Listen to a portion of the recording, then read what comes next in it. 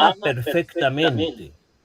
Y eso no es un sentimiento entre el padre y el hijo, es un tercero que es el amor entre el padre y el hijo, una persona. Nosotros no podemos, porque nosotros, digamos, la analogía que hace agua en muchos lados es, bueno, cuando un hombre y una mujer se quieren, ese amor es el fruto, es el hijo. Es una analogía que es discutible, pero es lo más cercano que tenemos, que se concreta en un otro. Es decir, cuando el padre expresa el amor hacia el hijo, no expresa un sentimiento, no es simplemente una intención, no es simplemente un deseo, sino es un otro. Un otro que no puede ser el hijo porque hay una interrelación y una ida y vuelta, no hay una fusión. Y para que no haya una fusión se necesita un otro. Si no, hay como una especie de interfusión entre ambos. Y eso es más bien una fagocitación. Bien, pero entonces el Espíritu Santo tiene una función casi distinta al Padre y al Hijo. O sea, en cuanto a sus misiones, sí. Fíjate que ahí estamos hablando, no en cuanto a su divinidad, Padre, Hijo y Espíritu, en su divinidad, creador o creadores, como quieras poner providentes, redentores, consumadores, buenos, o sea, omnipotentes, todo lo que se dice de Dios se dice de los tres. Ahora, en cuanto a su ser persona, cada uno tiene su personalidad. ¿Cuál es la personalidad del Padre? Ser fuente eterna de ese movimiento, engendrar al Hijo, expirar es el término teológico del Espíritu, es la fuente.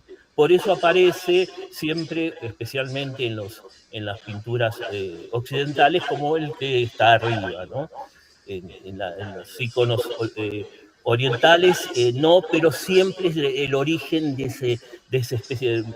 Me acuerdo de Rubió, ¿no? Es el origen de ese círculo entre los tres. Siempre es la fuente, siempre es el origen, pero no porque haya existido antes, sino porque según su personalidad se asigna el ser creador, por ejemplo. Se llama apropiación, porque se apropia al Padre, el ser creador, se apropia al Hijo, ser redentor, porque sigue su personalidad, porque nos redimió en la cruz. Se apropia al Espíritu, ser santificador y consumador, porque vino en Pentecostés. Pero no es que el Padre no sea santificador, no es que el Hijo no sea, o el Padre no sea redentor, porque está en la naturaleza. Pero en la persona verdaderamente, cada una de las personas en la Trinidad se expresan hacia afuera según su manera de ser persona. Entonces, al expresarse hacia afuera, el Hijo se encarna. Es la palabra del Padre. Al expresarse como persona hacia afuera, se encarna. Dios Hijo se encarnó. No se encarnó Dios Padre, no se encarnó el Espíritu Santo. Dios Hijo se encarnó porque hacia afuera se expresó como persona que es el Hijo Palabra. Y el Espíritu Santo se expresó en Pentecostés. Es el Espíritu Santo el que se manifestó en forma de palomas. Eso, fíjense, no fue una teofanía trinitaria, la de Pentecostés. ¿Se dan cuenta? Ahí no hay una teofanía trinitaria. Es el Espíritu Santo que se manifiesta en forma de paloma y que une a la iglesia, que es, digamos, el contrario de Babel, así como Babel fue la dispersión, en Pentecostés todos que hablan en diferentes idiomas escuchan lo mismo. Es ahí donde hubo desunión en Babel, hay unión por el Espíritu en Pentecostés, como la cara opuesta. Entonces, el tema es que cada uno de ellos hacia afuera se expresa tal como son dentro de la Trinidad. Vos querías decir algo, Alfredo. Alfredo. Quiero comentar dos cosas. Una, recordar una parábola de Juan Pablo II y otra quisiera matizar, no contradecir, alguna de las que vos comentaste sobre la revelación del Espíritu Santo, ¿no? La parábola de Juan Pablo II, no, acá tenemos el primero. El cero. Tercero. No, cero. Al cero. Gracias. Juan Pablo dijo una vez, refiriéndose a la Trinidad, esta parábola, no la llamó el parábola, creo, pero realmente tiene para mí ese valor y a mí resultó dulce para el alma, ¿no? Como explicativa, profundamente explicativa, que dijo: Dios no es una soledad, es una familia, ¿no? Y eso nos plantea mucho, porque todos tenemos experiencias más o menos felices de lo que es la familia. Por supuesto que, como decía el Papa, no somos perfectos, no formamos familias perfectas, bueno, pero todos sabemos lo que es una familia y tenemos la idea de lo que debe ser, ¿no? Y ahí está el amor, que es persona. ¿Cuál de las personas? ¿Quién ejerce más el rol de Dios dentro de cada familia? Bueno. Y respecto de lo de matizar lo tuyo, Claudio, es que creo que de algún modo acá el reclamo popular te constreñó que tenías que mostrar la fundamentación bíblica del Espíritu Santo, ¿no? No sé si lo has sentido así, pero lo que la tribuna pedía era eso, ¿no? Y bueno, vos rastreaste todo desde el primer versículo del Génesis, de que el Espíritu de Dios aleteaba sobre las aguas. Yo lo que quisiera rescatar, porque sirve para entender toda la Biblia, que la revelación es una cosa progresiva, ¿no? Y que nada ha sido más progresivo que la revelación del Espíritu Santo, ¿eh? Porque el Padre tiene el escenario de todo el Antiguo Testamento para mostrar al Creador, al Todopoderoso.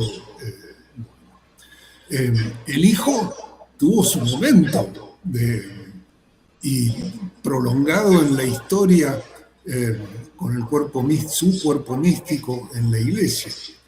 El Espíritu Santo remarca una cosa, es decir, el uso de las mayúsculas, con una salvedad. Para nosotros ponemos Dios con mayúscula, quiere decir el de arriba. Si ponemos Dios con minúscula, quiere decir todos los falsos dioses. Esto no sé ponerle fecha, pero no fue siempre así. El uso de las... Es decir, incluso yo hay una Biblia en griego que se puede acceder en New Advent, un sitio de internet, donde Theos, es decir, se pone siempre con minúscula, porque las mayúsculas se usan siempre para decir Enrique, Claudia, Juan Pablo, ¿no? Así que, pero hecha esa salvedad, en toda la Biblia, ya en la época que tenía otro valor, incluso en las traducciones, la mayúscula para el Espíritu Santo tardó. Era como decir, incluso, por ejemplo, los primeros versículos del Génesis y el Espíritu, pero que además, como la palabra Espíritu en hebreo quiere decir lo mismo que soplo o viento, hace las cosas más confusas, ¿no? Pero no quiero confundir, porque lo válido es esa secuencia que Claudio mostró desde el principio hasta el final, ¿no? Pero que nos haga constante, porque también es una cosa de gratitud hacia Dios. Dios se hizo comprensible, se agachó como se agacha un pedagogo para enseñar una idea en particular, ¿no? Y que bueno, escúchenme, aparte del Espíritu Santo, todo lo que la Iglesia ha vivido, elaborado respecto de la Madre de Dios, y también entra dentro de lo que podría ser una revelación prolongada.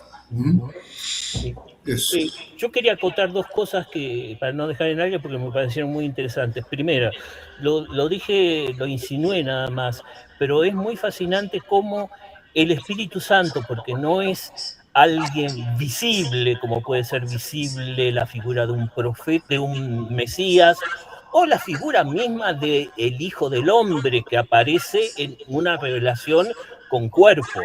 El Espíritu es algo más evanescente, como digo, pero es fascinante cómo a través de esta revelación progresiva de la que hablas vos, va cobrando personalidad.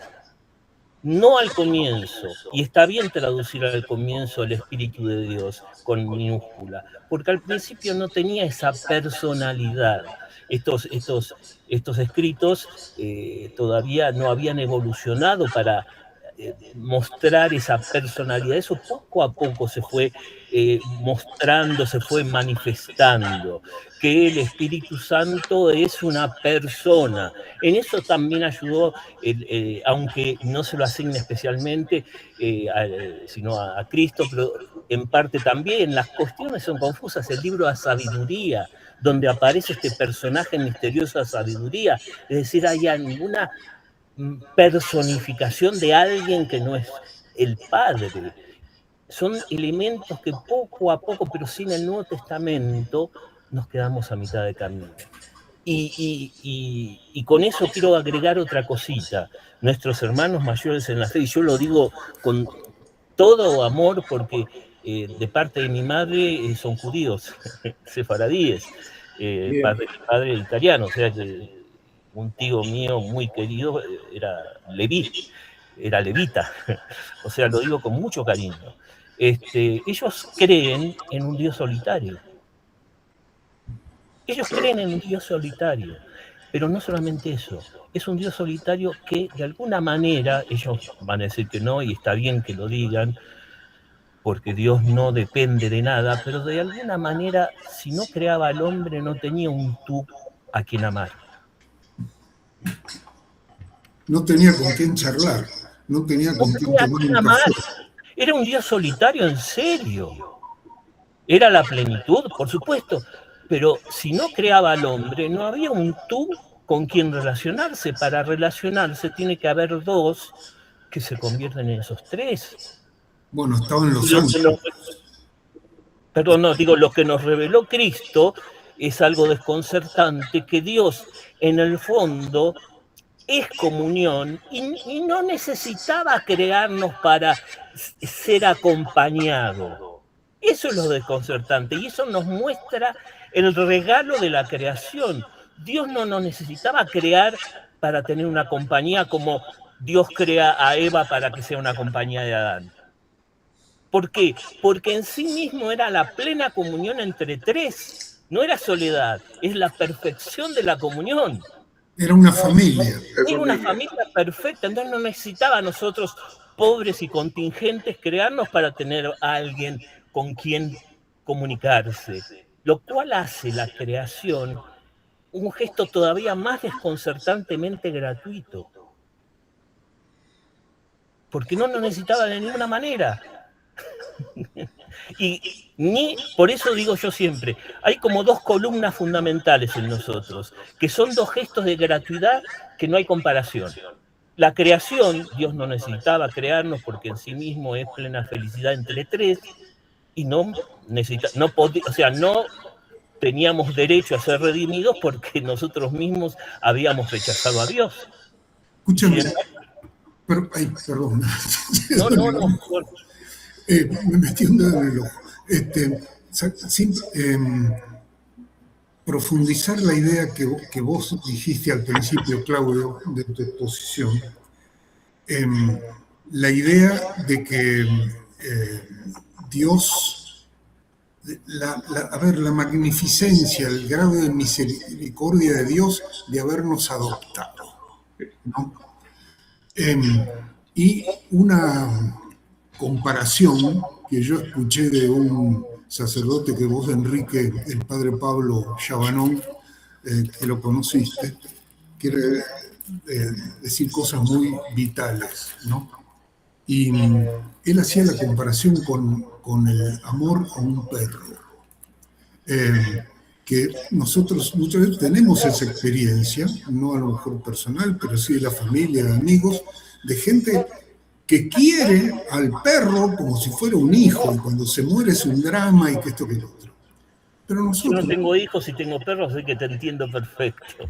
Bueno, pero resulta que uno no puede adoptar a un perro, porque es otra cosa, es otra naturaleza, ¿no? Y lo que hizo Dios fue adoptar un perro, es decir, no un perro. Es decir, tuvo que sobrepasar son diferentes naturalezas. El obstáculo de adoptar a alguien que ni siquiera era de su propia naturaleza. Claro.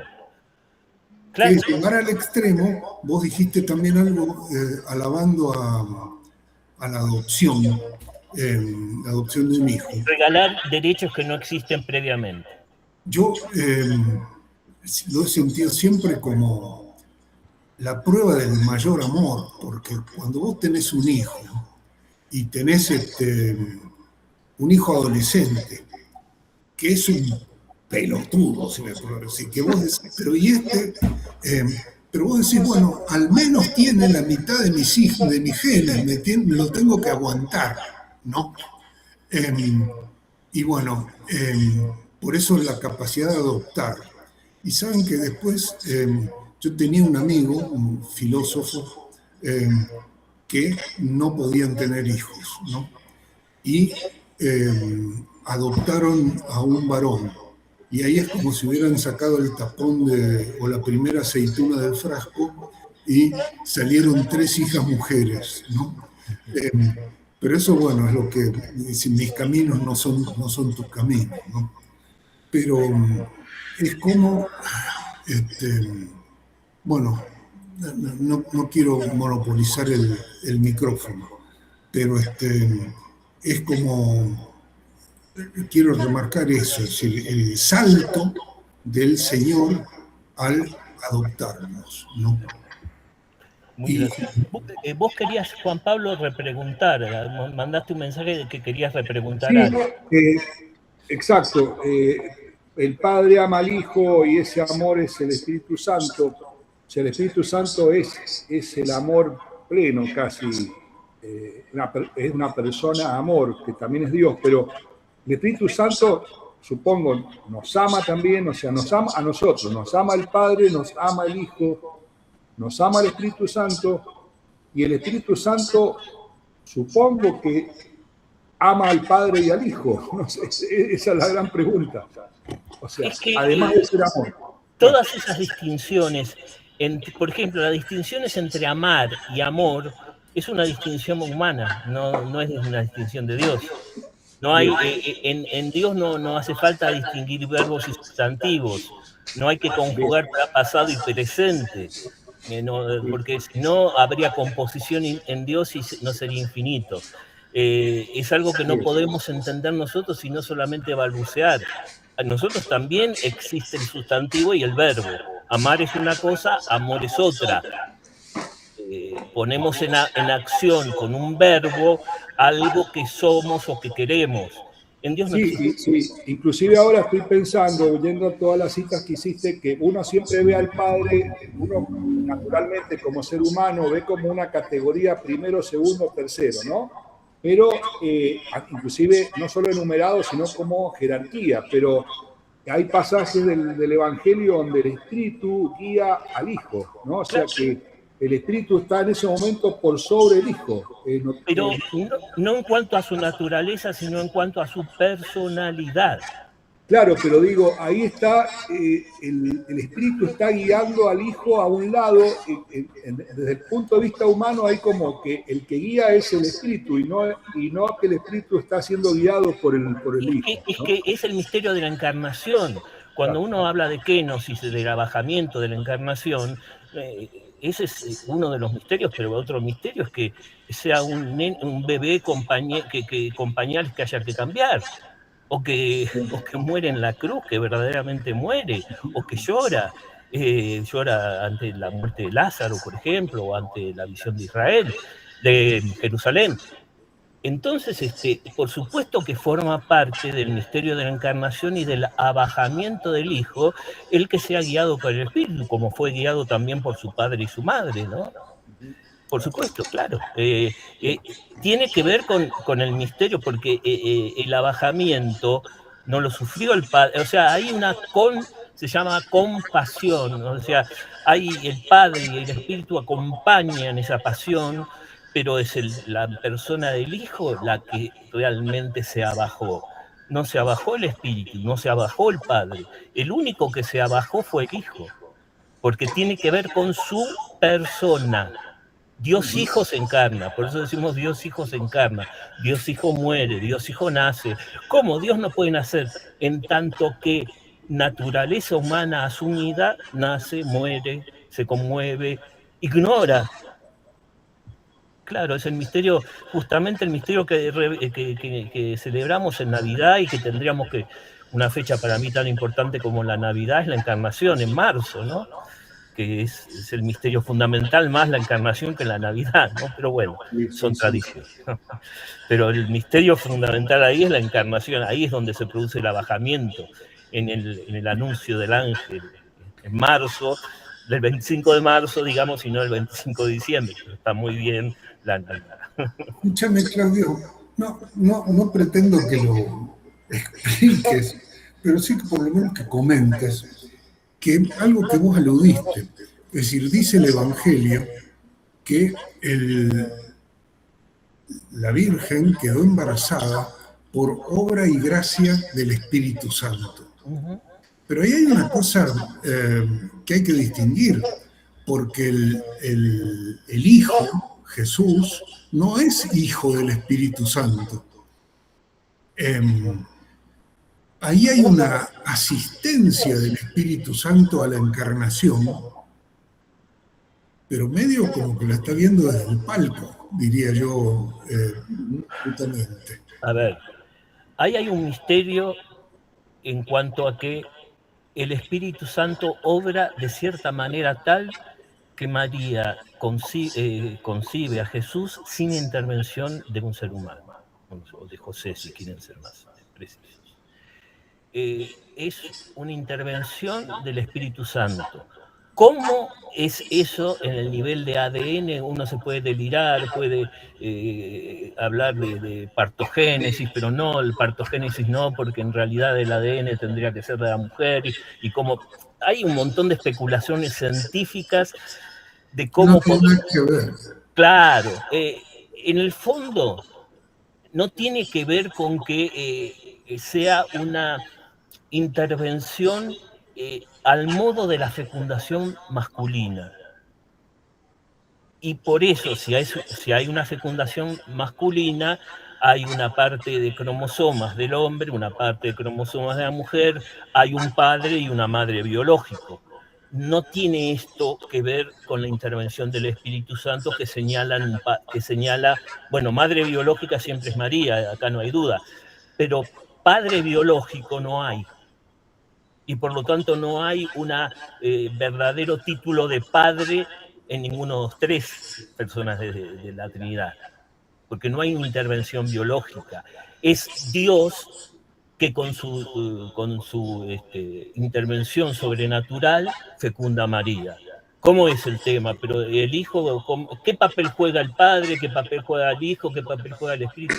No lo sabemos. Nos dicen que el Espíritu Santo intervino según su personalidad, que es dar vida, fecundar, es acorde a su ser persona, pero cómo fue eso no sabemos. Ahora, no se fue. Que el Espíritu Santo es el Padre, sería asignar esta acción una parte, digamos, carnal y con espermatozoide, con todo lo que significa asignar una paternidad. Sin embargo, a ver, por el credo de Nicea y credo de los... Es decir, el Padre es de quien procede el Hijo. La teoría esa de la procesión, que también podrás decir categorías griegas, pero es una forma en la cual la Iglesia entendió eso por siglos. El padre, Nicea dice textualmente, es engendrado. Engendrado y no creado. Pero ¿por qué dice eso?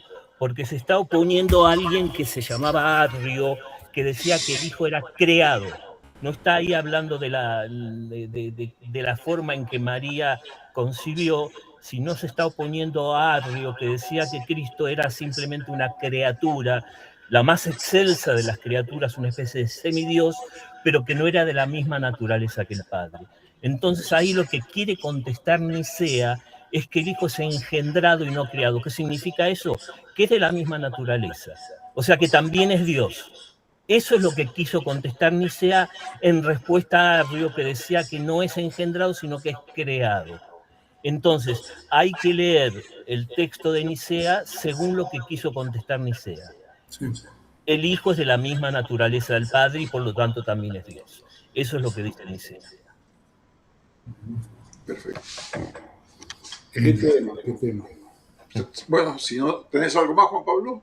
No, dejo lo que yo veo no es una pregunta, más bien la distinción entre el Cristo encarnado y el Cristo que está a la derecha del Padre, pero la dejo para después si vos tenés alguna pregunta. No. No son dos Cristos. No, lo sé. Es más, el misterio de la encarnación está bien que nos descoloque y nos haga volar la cabeza. ¿Por qué? Pero te amplío la pregunta. ¿Viste que hay teólogos, por ejemplo, el famoso Schweitzer, este médico... Sí, Albert Schweitzer. Que finalmente Albert Schweitzer... dejó la teología y se fue... claro, y que después él daba clase en un seminario, era un erudito total. Daba clase en un seminario protestante hasta que lo echan por justamente... Él toma tan literal el Cristo de los evangelios que lo pone en una categoría abajo del Padre. Por ejemplo, la frase que se cita muchas veces, que los testigos te la citan, o sea, los arrianos te la citan, que es, ¿cuándo va a ser esto? El fin de los tiempos, solo el Padre lo sabe y yo no lo sé. No sé, hay una frase de Cristo por ahí. Solo el Padre, la hora no la sabe no la sabe el Hijo, solo el Padre. Y la otra que decía, Schweitzer decía que Cristo niño iba tomando conciencia de quién era a medida que iba creciendo, ¿no? O sea, como que entonces no podía asimilarlo a Dios, realmente Albert Schweitzer. Yo ahora te pregunto, ese Cristo que vemos, el Cristo encarnado, el Cristo histórico, digamos, es el mismo Cristo que está a la derecha del Padre, pero mientras él estuvo encarnado, estuvo ajustado a esta época y tierra, o estaba simultáneamente en la derecha del Padre y encarnado, no. Justamente el misterio es justamente ese abajamiento, que Cristo, siendo Dios, persona divina, está sometida a una naturaleza humana. Y por eso no es esto concretamente que dijo Schweitzer es cierto. O sea, y lo dice el Evangelio, fue creciendo en sabiduría junto con María. Es decir, hay en su naturaleza humana una creciente comprensión de su misión incluso mesiánica. Y cuando dice nadie lo conoce sino el Padre, es porque él, estando en la kenosis, cuando contestó esa pregunta, también estaba sometido a la ignorancia de su naturaleza humana. Cuando después subió glorificado al cielo, dejó de estar en la kenosis. Pero ojo, también acá se prolonga un misterio. Si bien es Cristo glorificado, ese Cristo glorificado no dejó la naturaleza humana detrás, sino que Dios, Hijo, es eternamente ese hombre que nació en Palestina. O sea, es eternamente, o sea, una vez que Dios asume, nunca deja de lado. Y eso se puede aplicar para cualquier cosa. Una vez que Dios se compromete con la existencia, no la suspende. Por eso cuando Dios Hijo se encarnó, Dios ese mismo, Dios Hijo mismo en la ascensión subió también con su naturaleza humana, y podemos decir, para escándalo de los arios, Dios Hijo es eternamente judío, por ejemplo. ¿Dice eternamente? Judío. Ahora, impresionante esto último, pero, o sea, previo a la encarnación, Cristo no tenía naturaleza humana. Eso es que no hay un previo para Dios. Ah, bueno. Está bien. Creo que fue otro concilio tuvo que tratar el tema de las dos naturalezas de Cristo, sí. ¿no? Fue algo Calcedonia. Muy complicado de elaborar. Bueno. Sí, decía Calcedonia, dos naturalezas sin fusión ni separación, en resumen. El Concilio Calcedonia 451 habla de esas dos naturalezas porque había alguno que quería, justamente, había un monje que se llamaba Eutiques, que sostenía que en el momento de la encarnación la naturaleza humana había sido totalmente anulada por la naturaleza divina. Entonces es como que solo quedaba la naturaleza divina, o sea, cuando se encontró la naturaleza humana con la divina fue tan fuerte que fagocitó a la naturaleza humana, entonces era un Dios jugando a ser hombre en el fondo. Y esto, fíjense que grave es para el ateísmo, que dice lo mismo. No puede existir Dios y hombre en una misma realidad. Si existiera Dios, lo dice Sartre, por ejemplo, anularía la libertad humana. O sea, lo que decía Eutiques, en el fondo, es lo mismo que después dijeron algunos filósofos existencialistas. Dios y el hombre no pueden pensarse juntos en la misma realidad. Si Dios existe, el hombre no existe. Entonces, esto es lo que decía Eutiques, es tan poderosa la naturaleza divina que al asumir la naturaleza humana la fagocitó y dejó de ser naturaleza humana.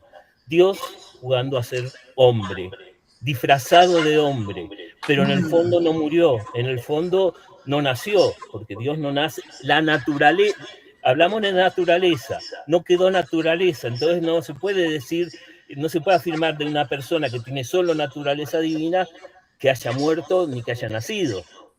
Dios Hijo nació en su naturaleza humana, Dios Hijo, la persona del Hijo, porque es el centro de las operaciones de la persona y no la naturaleza, es el yo que nace, que muere y que dice en la cruz, ¿por qué me has abandonado? Fíjense esto, el Viernes Santo es una cosa de locos. Tremendo.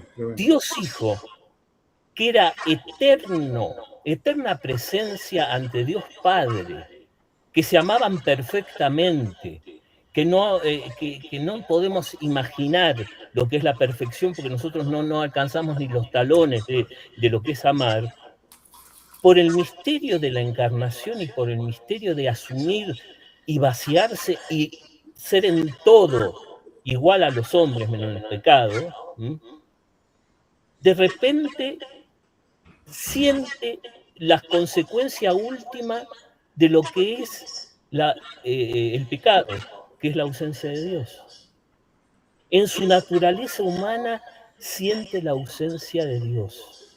Y por eso, desesperado, a pesar de que es un salmo, el Salmo 22 dice, Padre, ¿por qué me has abandonado? No está recitando, está sintiendo, asumiendo hasta el fondo la naturaleza humana, que el Padre lo abandonó.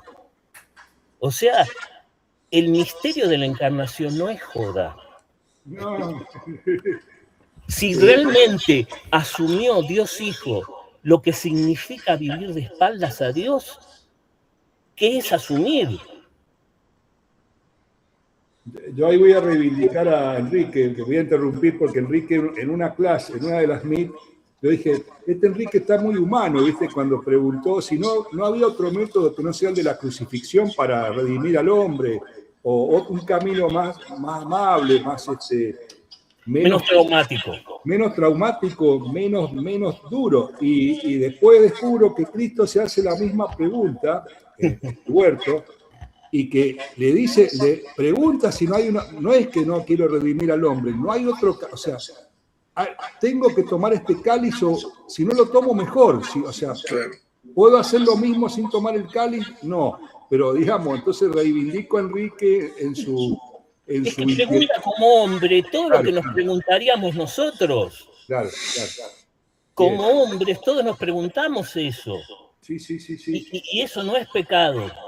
No, sin duda. No es pecado no querer morir y no es pecado no entender muy bien cuáles son los planes de Dios Padre, para no hablar de Dios. De hecho, Cristo sabía que no había otro camino, pero digamos, le surge en el dolor decir... En su naturaleza humana, en ese momento de dolor que sudan gotas de sangre, está realmente abajado en toda su angustia de naturaleza humana. Porque uno dice, bueno, pero es la persona del Hijo, el Hijo es eterno, y muchos a lo largo de la historia propusieron herejías, que es que en el fondo fue un Dios actuando a ser hombre, y en el fondo ahí no hay redención, porque si Cristo no asumió verdaderamente hasta el fondo, hasta el barro, lo que es la naturaleza humana, no lo redimió. Hay un antiguo dicho que dice, lo que no se asume no se redime. Bien. Bueno, bien. Un comentario sobre el origen de las herejías. Vos mencionaste recién a Arrio, Sí.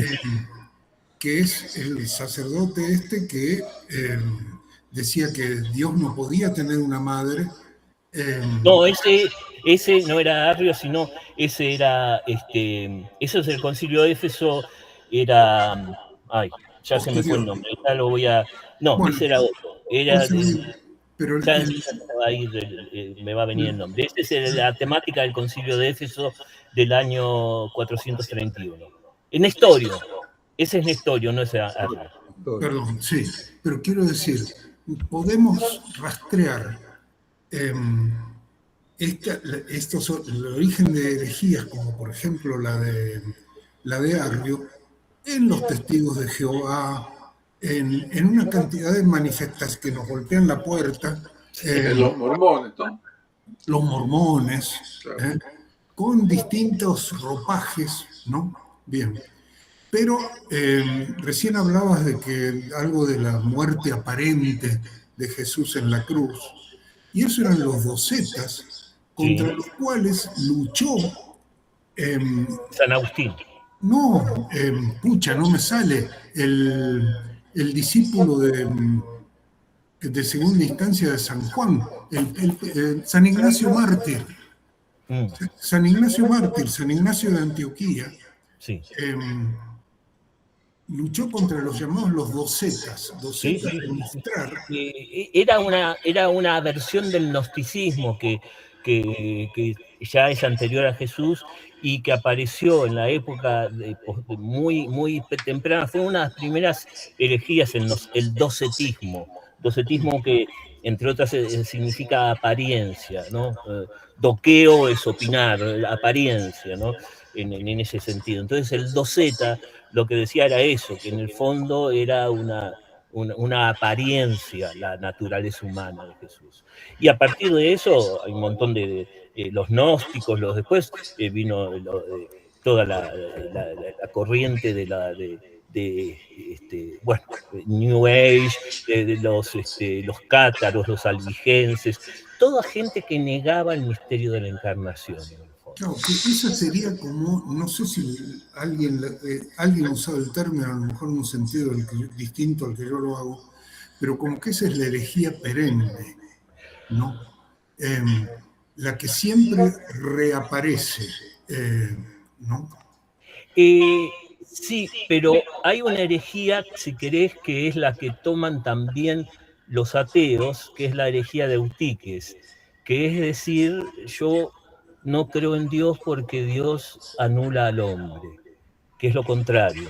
O sea, es cierto lo que vos decís, hay como, entre los que creen, hay es la herejía de que, a ver, hay como dos cosas que se van mezclando ahí, porque por un lado, dentro de 15 minutos, por un lado el tema de los herejes que dicen, bueno, fue un gran hombre, no creo en Dios, no creo que si Dios existiera aplastaría al hombre, pero fue un santo, un gran hombre.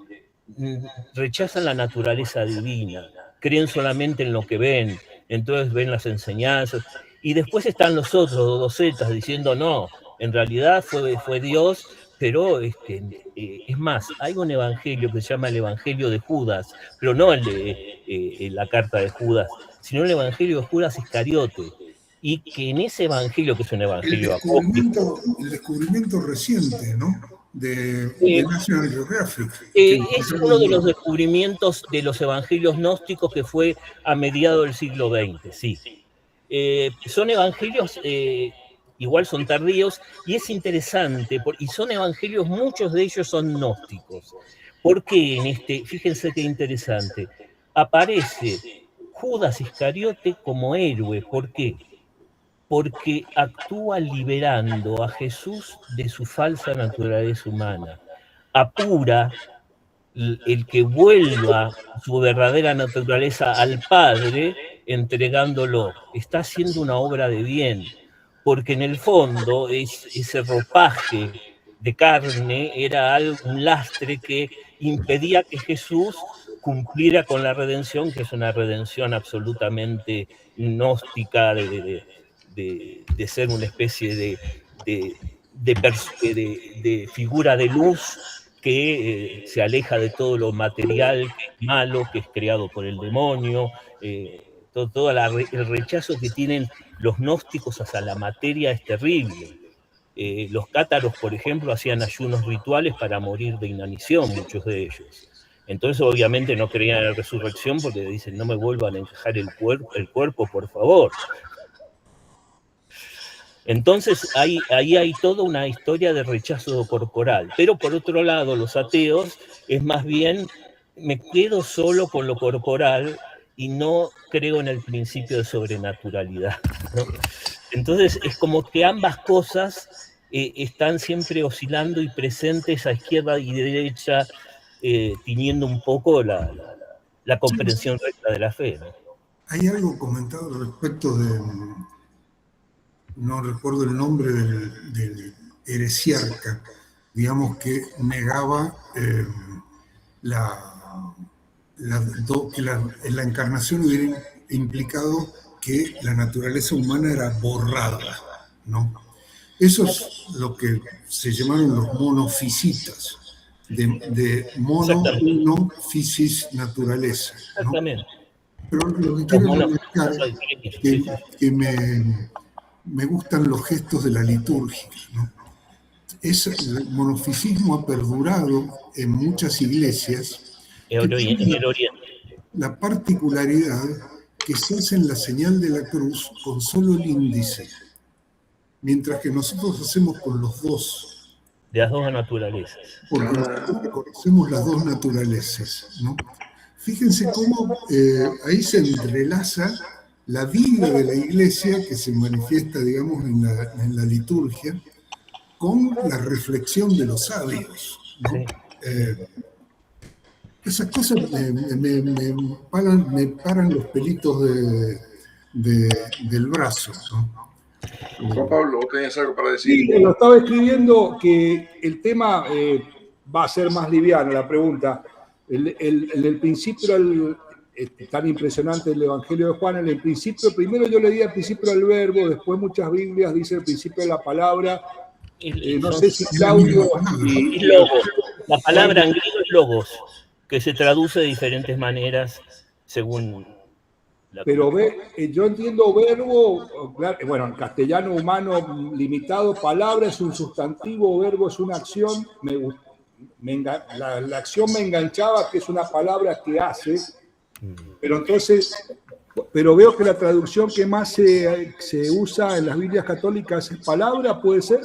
Claro, verbo, pero son todas traducciones de lo mismo. Lo que pasa que en griego es una palabra multisemiótica, digamos, tiene muchos significados.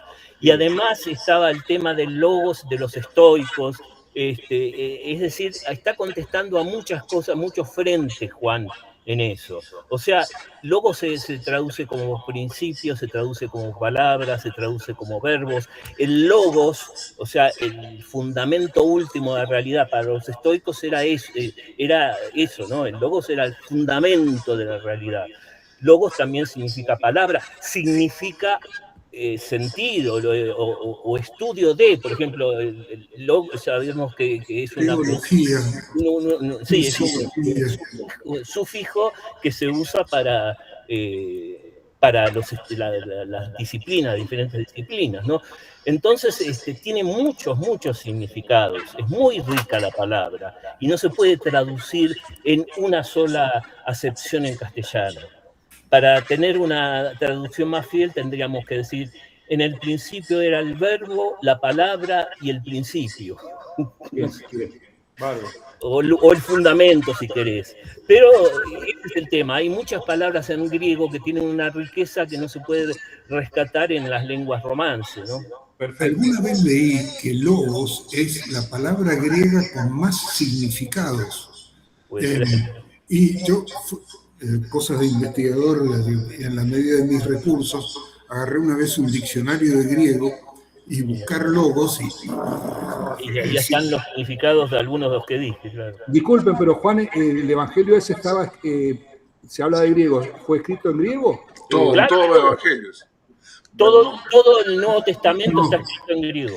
El de Mateo se supone con base firme que fue escrito en arameo. Sí, pero no. Hay una fuente que se llama fuente Q. Hay una fuente Quelle que se llama, que dice que hay una fuente anterior de la que bebió Lucas y Mateo, que es anterior y que está escrita en arameo, pero no subsistió esa fuente. Las fuentes conocidas son en griego. Las fuentes conocidas más antiguas son en griego. Discutido. Exactamente, no se encontró ningún manuscrito de ese Quelle o fuente en alemán. Las versiones más antiguas que se tienen de los evangelios datan de, digamos, principio del siglo II, una cosa así. Decime, las cartas de Pablo ¿en qué están escritas? Están todo en griego, todo en griego. Bien. Todo el Nuevo Testamento está escrito en griego. Y así se aparece en el canon. Si apareciera alguna fuente anterior, no forma parte del canon.